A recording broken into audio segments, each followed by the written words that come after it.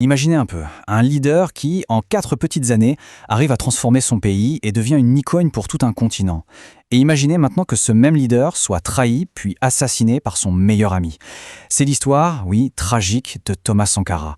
Une histoire de révolution, de trahison, qui résonne encore très fort aujourd'hui. C'est cette trahison qui est vraiment au cœur de notre analyse. Comment un leader aussi visionnaire, qu'on a souvent surnommé le Che Guevara africain, a-t-il pu être éliminé par celui qui était son frère d'armes? C'est ce qu'on va essayer de comprendre ensemble. Alors tout bascule ici, à Ouagadougou, la capitale de ce qui est aujourd'hui le Burkina Faso. On est le 15 octobre 1987.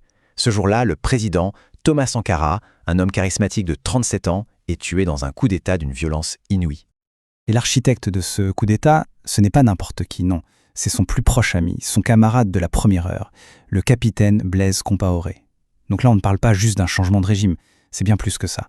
C'est une trahison personnelle, profonde, qui met fin de manière brutale à une expérience révolutionnaire qui était unique et qui n'a duré que 4 ans.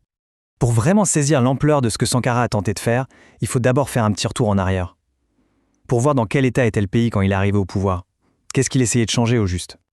Avant Sankara, le pays s'appelait la Haute-Volta, et c'était tout sauf un pays stable. Il suffit de regarder cette chronologie. Les coups d'État militaires se succédaient les uns après les autres. Le pouvoir était constamment renversé. L'instabilité, c'était devenu la norme en fait. Sankara, lui, il n'arrive pas pour juste gouverner, non. Il veut tout remettre à plat. Il commence d'ailleurs par un symbole très fort, changer le nom du pays en Burkina Faso, ce qui veut dire le pays des hommes intègres. Et sa vidéo, c'est une rupture totale avec le passé. Fini la corruption et la dépendance à l'aide étrangère. Place à l'autosuffisance, à la justice sociale et à une fierté nationale farouchement anti-impérialiste. Et sa stratégie, elle est radicalement différente de tout ce qui a été fait avant. Il décide de se concentrer sur l'immense majorité de la population, c'est-à-dire les 90% de ruraux qui, jusque-là, avaient toujours été les grands oubliés du pouvoir. Et cette nouvelle orientation, eh bien ça marche, et ça marche vite. Grâce à des réformes agraires et une politique d'autosuffisance alimentaire, regardez ces chiffres, la production de céréales fait un bond de presque 50% en à peine 4 ans. C'était la preuve vivante que la révolution portait ses fruits. Mais la vision de Sankara, elle ne s'arrêtait pas aux frontières de son pays, loin de là. Il avait un message à faire passer au monde entier. Et il va le faire de manière spectaculaire aux Nations Unies en 1984. Dans un discours qui est resté dans les annales, il refuse que son pays soit un simple pion sur l'échiquier de la guerre froide. Au contraire, il le positionne comme un porte-parole pour tous les peuples opprimés du monde. Et ces mots sont forts. Notre révolution est un hommage aux opprimés. La liberté doit être conquise. Forcément, une telle posture, c'est une véritable provocation pour l'ordre mondial de l'époque. En dénonçant le colonialisme, en refusant de choisir son camp entre Washington et Moscou, et surtout en critiquant ouvertement l'ingérence de la France et des États-Unis, Sankara s'est fait de très très puissants ennemis, aussi bien en Occident que parmi certains dirigeants africains plus conservateurs. Alors, on en arrive à la question clé. Comment un leader qui semblait si populaire, si charismatique, a-t-il pu être renversé et assassiné? Pour le comprendre, il faut vraiment démêler les fils très complexes qui ont mené à ce coup d'État. La question qui hante les historiens depuis toutes ces années, c'est celle-ci. Est-ce que la révolution a implosé, victime de ses propres contradictions internes, ou bien est-ce qu'elle a été délibérément sabotée de l'extérieur? En gros, il y a 2 théories principales qui s'affrontent.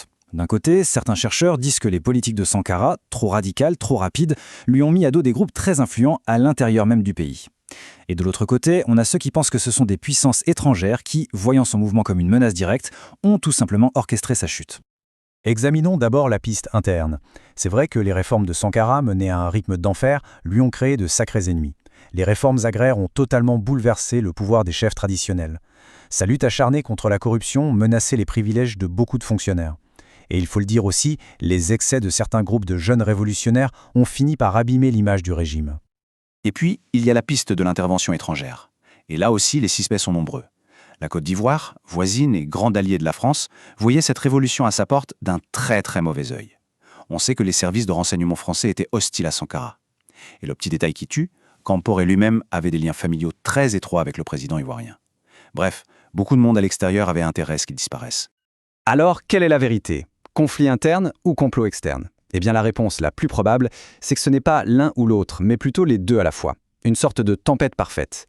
Les puissances extérieures ont très habilement exploité et attisé les divisions qui existaient déjà à l'intérieur du pays. Autrement dit, les mécontentements locaux ont servi de parfait cheval de Troie aux intérêts étrangers pour se débarrasser d'un leader qu'ils jugeaient bien trop dangereux.